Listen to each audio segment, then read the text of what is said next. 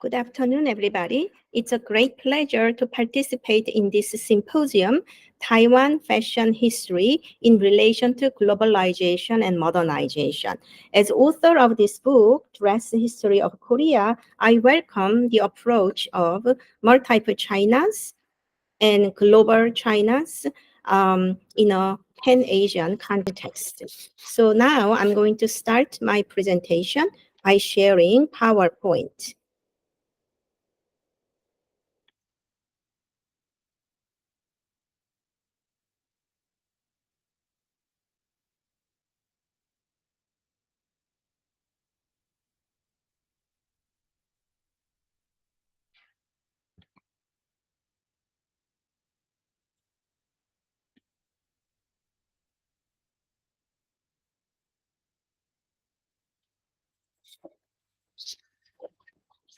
Taipei in Taiwan is an international business center after Hong Kong, Singapore, Tokyo, and Seoul.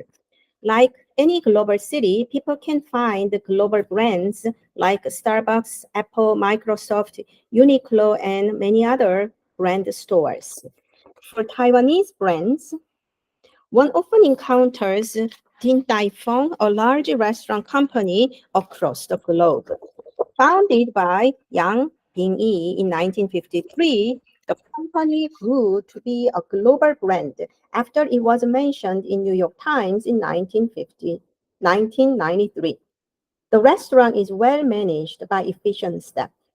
Kitchen staff and serving staff both wear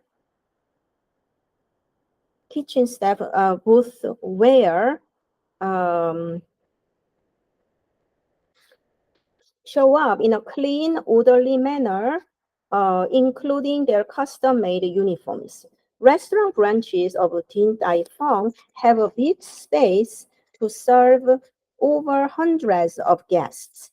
Like a hotel or an airline, the restaurant workers are identifiable with their name tags and uniforms. For example, a server named Cindy Chang, working at Din Tai Fung in Arcadia, California, expresses the company's Taiwanese origin with a Chinese-style vest in red, reminiscent of the logo color of Din Tai Fung. Restaurant groups with the logo-colored uniforms are part of the corporate identity strategy. The corporate identity, CI, is typically visualized by branding and with the use of trademarks. It can also include things like product design, advertising, public relations, and so forth. Within corporate identity, a brand should tell employees more about the positioning, persona, differentiation, how people connect, what they feel, and so on. The brand manual provides more information and guide in how to achieve the above goals. In the case of Din Tai Fung, men in black suit and servers in bank teller style skirt and vest ensemble greet people professionally anywhere in the world.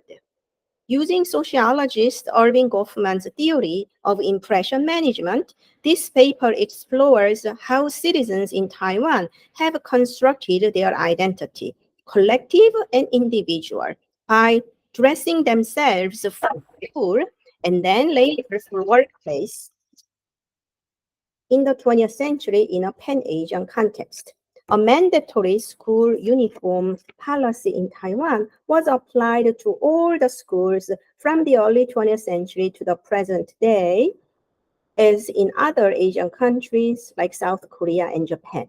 A brief period of deregulated school uniform policy in the mid-1980s was succeeded by consumer-centered fashionable school uniforms. Inundated with fashion photography in teen magazines from the 1990s to the present. Students were not the only group of citizens under strict dress code. During the thriving process of modernization, industrialization, and globalization in the 20th century, many female workers were under industry-specific dress code. Banks, large corporations, factories, hospitals, retail stores, restaurants, and cultural organizations. Unlike the UK or US, Taiwan and other East Asian countries have a tendency gendering certain jobs for female workers. In some roles designated for women, these female workers were required to get dressed in company designated uniforms. Department stores such as Sogo, Mitsukoshi, Takashimaya, and so on, operating in Taiwan and other Asian countries, they all originated from Japanese companies in the early 20th century. During the colonial periods, these Japanese companies were transformed into global holdings. In Singapore, Taiwan, and some other cities in the People's Republic of China, some of the Japanese companies remain to flourish as major shopping malls. As the newspaper Yomiuri Shimbun announced in 2022, the Takashimaya Japan announced to abolish uniforms for sales clerk by February 2023. Up until the 1970s, while elevators became automated for stops, department stores or large buildings hired lift girls or elevator girls. Shortened as erega in Japanese, elevator girls were usually young people in their early 20s. Elevator girls were still found in the early 2000s, but fast disappeared in most places.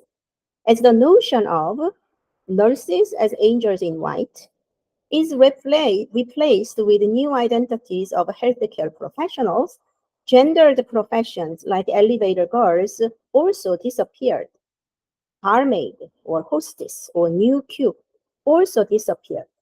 Nonetheless, one sector that does not abolish logo-themed uniforms is retail banking industry. For example, Sun Bank of Taiwan, Mega International Commercial Bank, or First Commercial Bank boast of their employees impeccably dressed in company-provided uniforms. In Mega Bank's case, they launched a private banking unit. Female bankers in the back row appear in charcoal gray skirts and light gray blouses, accompanied by an impressive burgundy red or berry red color jackets. Assuming that these bankers would serve the high net worth clients of private banking, as opposed to retail banking for ordinary citizens, viewers can see middle-aged female bankers with many years of professional service.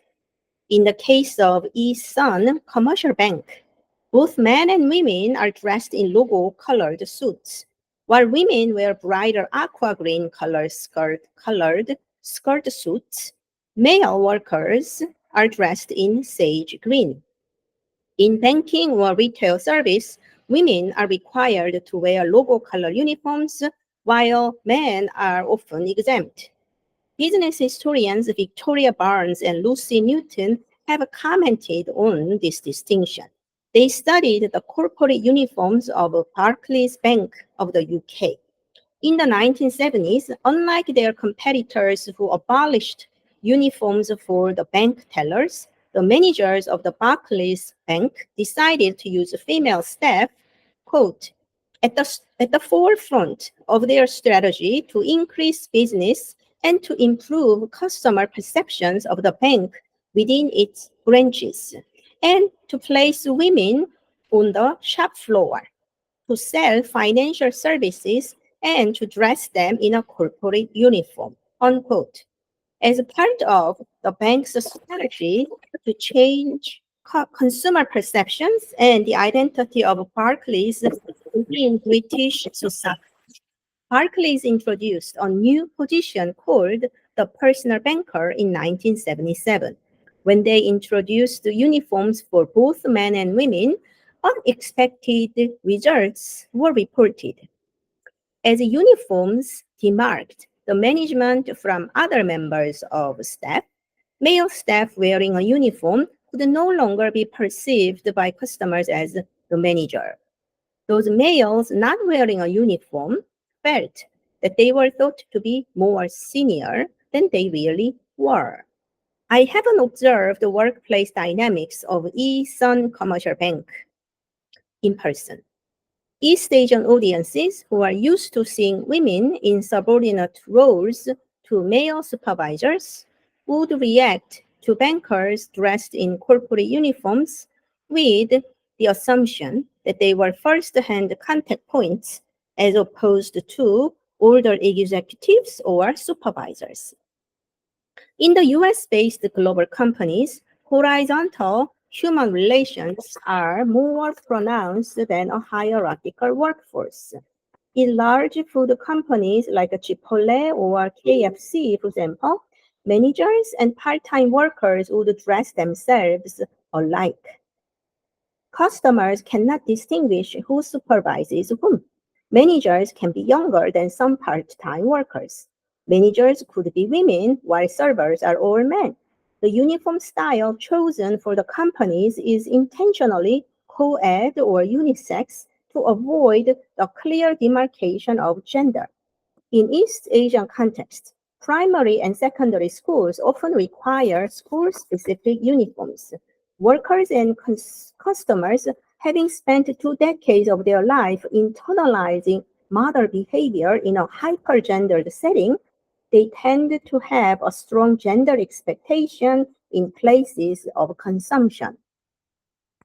Applying the sociological methodologies of impression management, my previous research has shown intricate process of enforcing gendered roles in mundane interaction of students dressed in school uniforms and workers in workplace uniforms.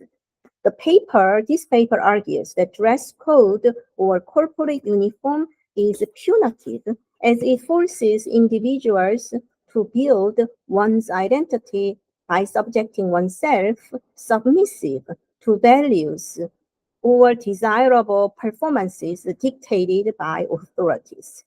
In fast-changing geopolitical climate of Taiwan at the turn of 2000, regulations on school student uniforms and dress codes at workplace will have a larger implication in the national identity and personal identity.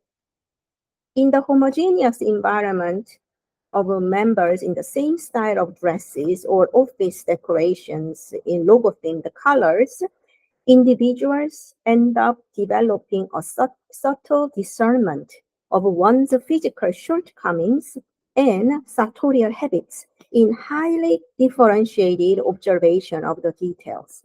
They also recognize and critique other people's physiognomy and styling characteristics, which should otherwise remain unnoticed if all wear their own clothes.